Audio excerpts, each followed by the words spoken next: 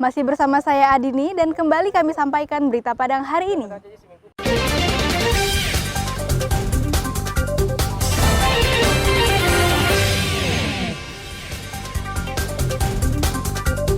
Petugas pembawa logistik pilkada di Mentawai harus berjalan kaki 3,5 jam untuk sampai ke TPS.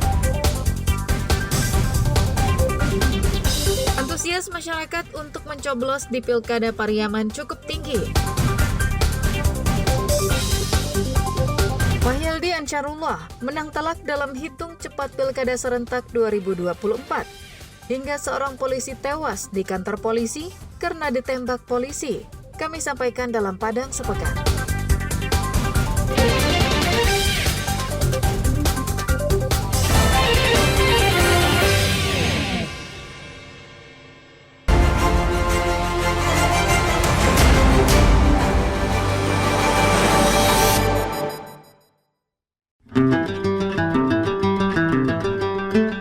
Diduga lindungi penambang ilegal, Kabak Ops Polres Solok Selatan tembak Kasat Serse di Mapolres Solok Selatan. Korban tewas akibat 2 tembakan yang bersarang di kepalanya.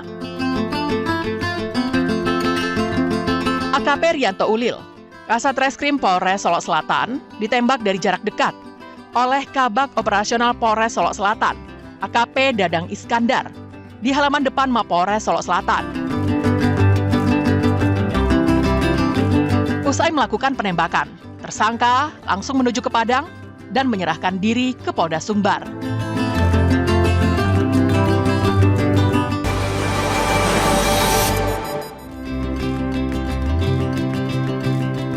Hujan deras yang mengguyur daerah sekitar dan daerah hulu sungai menyebabkan Sungai Batang Lampasi yang mengalir di tengah-tengah nagari Siamang Bunyi, 50 kota, meluap dan menimbulkan banjir bandang. Batu dan kayu besar meluluh lantakan permukiman, sawah, dan ladang milik warga.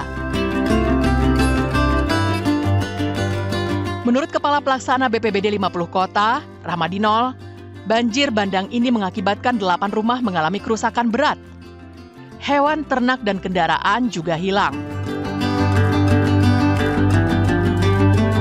2 warga yang merupakan pasangan suami istri menjadi korban.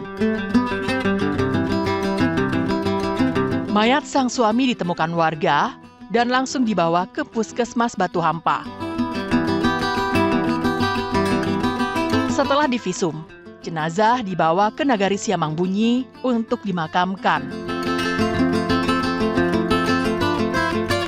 Sedangkan sang istri, Yul Effendi, jasadnya baru ditemukan tim SAR setelah dicari selama 4 hari. Korban ditemukan dalam kondisi meninggal dunia sejauh 1,5 kilometer dari titik awal dinyatakan hilang.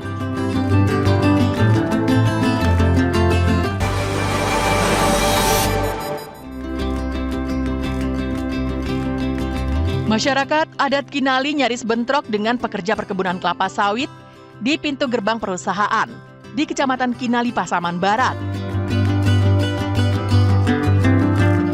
Keributan terjadi saat mobil truk milik perusahaan yang membawa buah kelapa sawit yang membusuk keluar dari area perusahaan dan dihadang oleh masyarakat adat Kinali. Warga meminta agar perusahaan perkebunan tidak mengeluarkan kelapa sawit sebelum adanya putusan banding dari PT UN. Perusahaan sendiri mempunyai alasan yang kuat untuk mengeluarkan kelapa sawit, karena Pengadilan Tata Usaha Negara telah memenangkan gugatan perusahaan atas SK Bupati yang melarang perusahaan beroperasi sebelum memberikan plasma kepada masyarakat adat Kinali.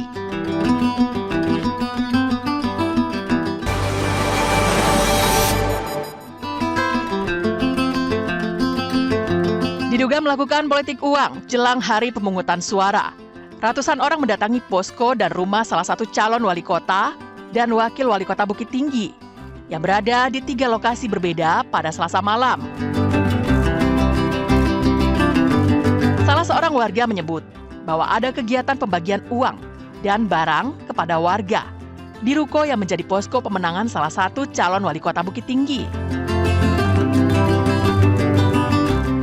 Tak lama kemudian, Badan Pengawas Pemilu bersama aparat keamanan mendatangi lokasi yang dilaporkan itu. Namun petugas Bawaslu dan polisi tidak bisa masuk ke dalam ruko karena dikunci dari dalam. Setelah dibujuk, akhirnya pintu dibuka. Ditemukan puluhan orang di dalamnya. Setelah diperiksa, petugas Bawaslu menemukan sejumlah amplop, namun sudah tidak ada isinya. Bawaslu akan melakukan pendalaman terhadap laporan warga. Jika terbukti bersalah, maka akan dikenakan sanksi sesuai ketentuan yang berlaku.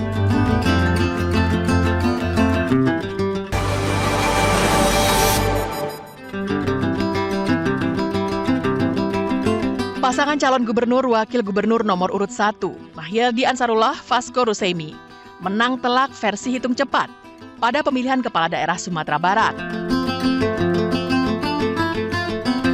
Hitung cepat yang dilakukan oleh lembaga survei yang terdaftar di KPU, Foxpol Center Research and Consulting. Pasangan dengan nomor urut 1 ini memperoleh suara hampir 78%.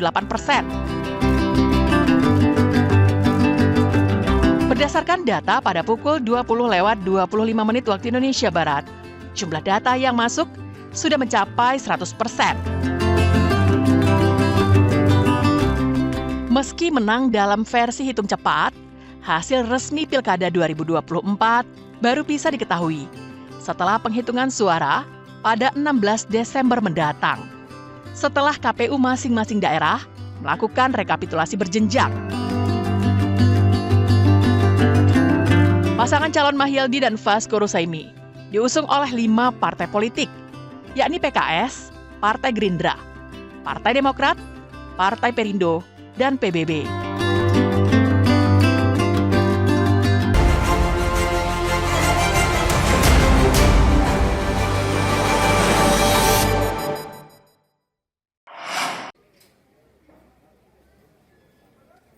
Hidup menjalani hukuman di dalam penjara bukan berarti harus berhenti untuk belajar dan berkarya. Seperti yang dilakukan warga binaan Lembaga Pemasyarakatan Kelas 2B Pariaman. Para warga binaan di Lapas Pariaman ini mendapat pelajaran membuat sepatu. Meski baru beberapa bulan dilaksanakan, kini sepatu karya mereka telah laku di pasaran. Dengan tekunnya, mereka mengerjakan apa yang telah diajarkan, bagaimana cara membuat sepatu atau sandal wanita. Meski baru beberapa bulan belajar, mereka telah mampu memproduksi sepatu. Bahkan ruangan tempat pembuatan sepatu itu layaknya rumah industri membuat sepatu. Para warga binaan ini bekerja mulai dari merancang, memotong, menjahit, memasang lem, hingga sepatu dan sandal ini selesai dan siap untuk dijual. Sepatu yang diberi merek Lapari ini pun dimasukkan ke dalam kotak. Bagi warga binaan yang mendapatkan pelatihan, merasa bersyukur. Selain memiliki keterampilan baru, mereka juga mendapat bagian dari keuntungan penjualan sepatu. Sepatu produksi Lapas Pariaman ini dijual dengan harga Rp50.000. Dana sudah keluar dari modal untuk membuka kecil-kecilan dulu, buat di rumah. Kini, sepatu dan sandal wanita karya warga binaan ini telah laku dan dibeli banyak pihak. Penjualannya pun secara daring atau pengunjung yang datang menjenguk keluarganya. Bahkan, ada juga pedagang sepatu yang datang membeli untuk mereka jual lagi karena mutunya dinilai bagus. Karena mutunya bagus. Terus? Ya kalau kita ambil tempat lain nggak ada yang bikin barang cewek di Sumatera ini, di Pariaman ini. Ada barang cewek. Pembinaan dilakukan pihak lapas karena potensi warga binaan dan tingginya minat untuk belajar, yang kemudian menyediakan tenaga ahlinya. Menurut asesmen yang dilakukan oleh petugas kami bahwa sangat besar potensi dari warga binaan kami, kemudian juga mereka ada banyak yang mempunyai minat dan bakat untuk pembuatan sepatu, sehingga kami fasilitasi kami salurkan, kami carikan tenaga ahlinya untuk mengajari mereka. Diharapkan kepada warga binaan yang telah mendapatkan keahlian bisa mandiri saat bebas usai menjalani hukuman. Eki Rafki melaporkan dari Pariaman. Pemirsa, demikianlah perjumpaan kita dalam Berita Padang hari ini. Saya Adini dan tim redaksi yang bertugas pamit undur diri. Selamat beraktivitas dan sampai jumpa.